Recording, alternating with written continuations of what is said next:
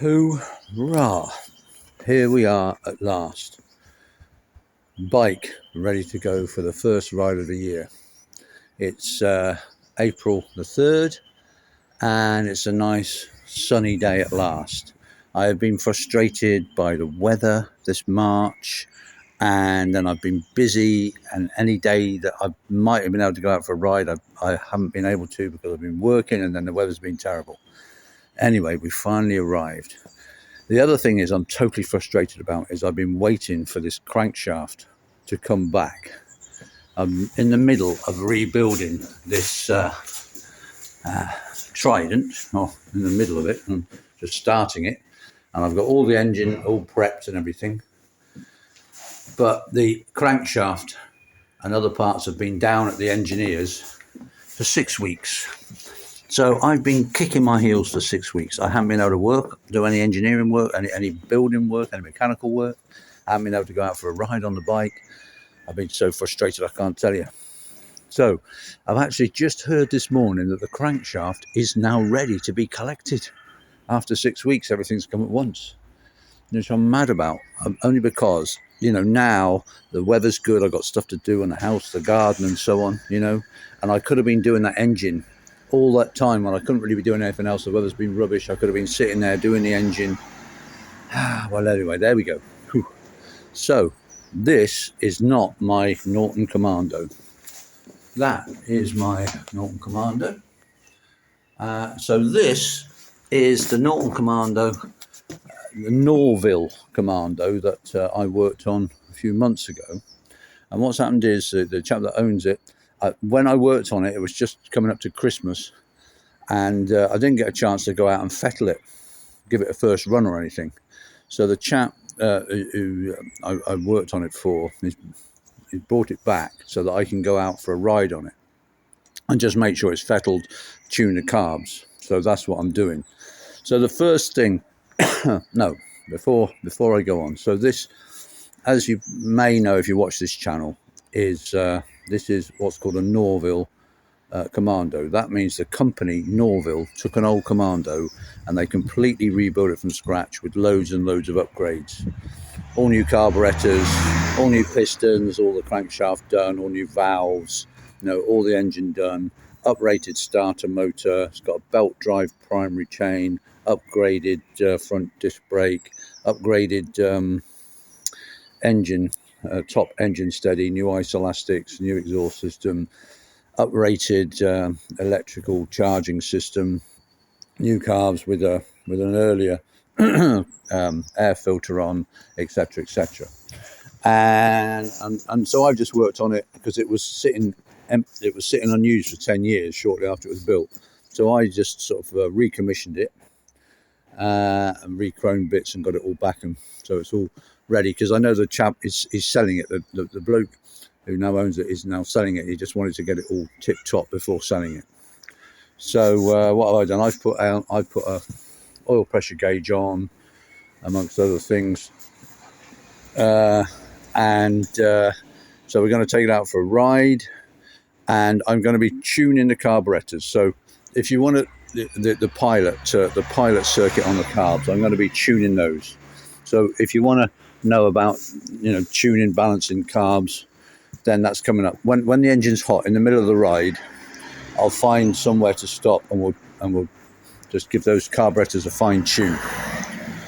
We'll also I've got I've got a new, very expensive, I've invested in this new damn GoPro camera. Now the problem I had with the other GoPro camera was there was a lot of wind noise. So I've been told that this one shouldn't get as much wind noise. It's cost me a load of money. To be honest, I'm skeptical. So we'll see. We'll either hear the lovely sound of the Commando engine, or we're going to hear loads more wind noise. But there you go. I've also, my other camera that I used to have on the front is now on the back, so we've got a rear view as well. What was I going to say? Oh yeah, the first thing I found is that obviously the chap who owns it, he started it a few times, because literally when I finished recommissioning it, I think I started it once and that was it, and then it went back to him. So anyway, he started a few times. The first thing is that the roses on the exhaust were loose, so they immediately become loose as soon as it was started. So I've tightened them back up, And what I'm going to do is, when we've gone on for our long ride and come back, the engine's nice and hot, I will give them a final tighten, and then they should be okay. But yeah, as soon as the engine was started, they came loose. So, you know, you've got to keep, if you've got a rebuilt engine, then you've got to keep tightening those up, you know, for the first few rides. So I've tightened those up. That's the first thing to notice. Okay, apart from that, I think we're all good. So I'm gonna go out for a ride, get some petrol. It's a beautiful sunny day. There's 2 days, today and tomorrow, apparently it's going to be sunny. Hurrah. So I'm taking that opportunity, get out, get some sun. First ride of the year, first ever ride on this bike. Touch wood, everything will be okay. And like I say, just going to tune the carbs. Hopefully we won't get any oil leaks or whatever. And things, you know, brakes will work and lights will work and everything will be fine. I mean, as far as I know, obviously I've recommissioned it, it's all working, but this is the first actual ride out since recommissioning, and probably the first ride this bike has actually had in, well, you know, 10, 11, 12 years since it was first built, because it was built, he rode it once or twice, the previous owner, and then decided he didn't like it and just left it in his shed for 10 years. It's only got 900 odd miles on the clock, so this is the first ride out this bike has had in over 10 years. So that's that'll be interesting. Okay, I think enough of the talking. So it's an 850 Mark III. It's a 1975 originally, but obviously it was completely rebuilt in 2012, 2013, up to the current spec by Norvil. I think that's a 2 or 3 year waiting list to get this thing built, and costs an awful lot of money up to Norvil spec, you know, all new tank and, you know, all stainless steel throughout, all new wheels and etc., etc. You know, the whole thing completely rebuilt from scratch. So hopefully, you know, it should be all okay. You know, I've recommissioned it, and but we'll see. We'll get out there and see what's what. Hurrah! Let's get some riding done. Right. Well, that was one of my shortest runs ever. Just been up to the petrol station, and it's running like a dog. Running like a complete dog. Massive, massive misfire. Will only run on full choke. So I'm hoping that what the problem is just plugs. Now they're brand new plugs.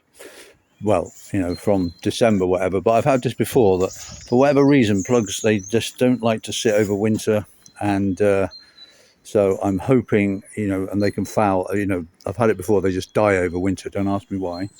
So I've got some new plugs, and so I'll whack those in and see if it's running any better.